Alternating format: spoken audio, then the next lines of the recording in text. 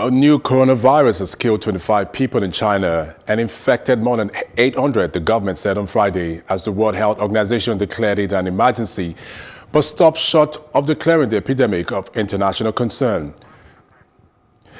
And joining us to talk about this morning live in the studio with me is Dr. John Mark Boala. Thank you very much for joining us, Dr. Mark. Thank you for having me. Now, let's get talking about this morning. What is the origin of coronavirus? Well, coronavirus, this is a group of viruses that drive the name actually from the microscope shape that looks like a crown.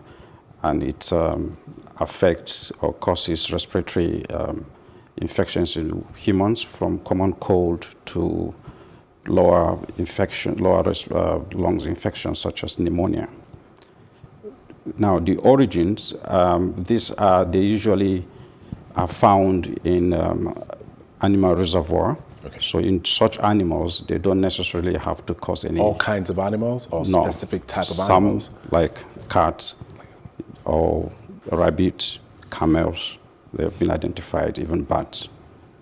Okay, now we read that it's a strain of viruses that affect the respiratory system. What are its symptoms?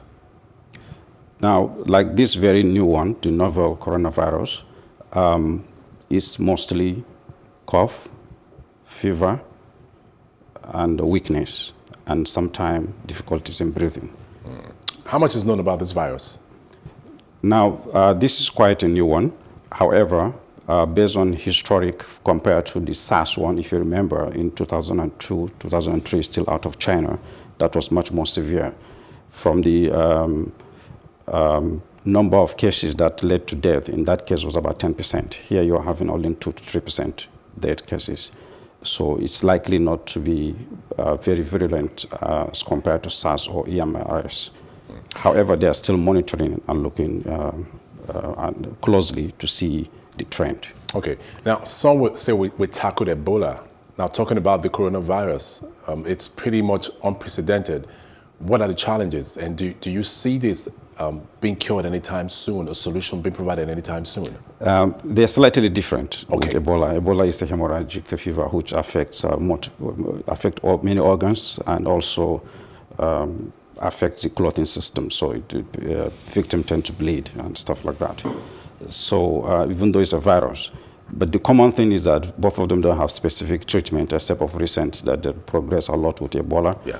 There's no vaccines as well for this very one. Yes. But because it's a respiratory infection and there's some experiences from SARS and EMRS, there's more of precautionary measures that are taking place that is most likely it's going to stay for some time, similar to how SARS progressed for about 6 months before it clears off.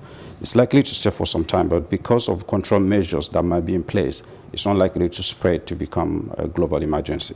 And we seem to have an outbreak of Lassa fever, all over the place. Why now? Well, typically, looking at the trend from 2015, 16 and stuff, you find out that it tends to come around November, December, January, February, March, this period. So it's a trend that we are aware.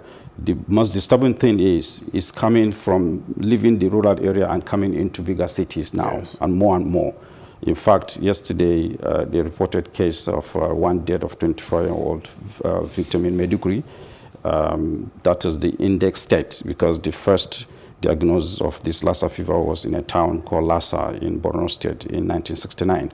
And according to your report, since then, there were no cases or outbreak of Lassa fever over there until this year in the capital city. Okay. So now let's talk about protective and preventive measures that we can take as it concerns these two viruses, starting off with the coronavirus. Now, for coronavirus, let's take humans. For instance, we need to maintain good hand hygiene, washing hand with soap. For the coronavirus? And, yes, and then take some time, not just pour water, but at least 30 seconds, and if possible, use hand sanitizers as well. Now, we also need to avoid contact with animals unnecessary, especially if we don't know the history of those animals, yeah. And make sure that we cook animal protein meats properly, before use. Now, for the healthcare sectors, they also need to have protective equipment they will use and handle samples that are from suspected cases carefully, Yes. storages and transportation, and then for the and also maintain robust hygiene within the facility, and as well as isolation of suspected cases or confirmed cases. Now, for the country, we need to be on alert, looking at the standard, international standard, and also the Nigerian CDC set standard of controls, especially at port of entries. All right. Dr. John Mark Bala, thank you very much for joining us on News on the Hour and for your contribution.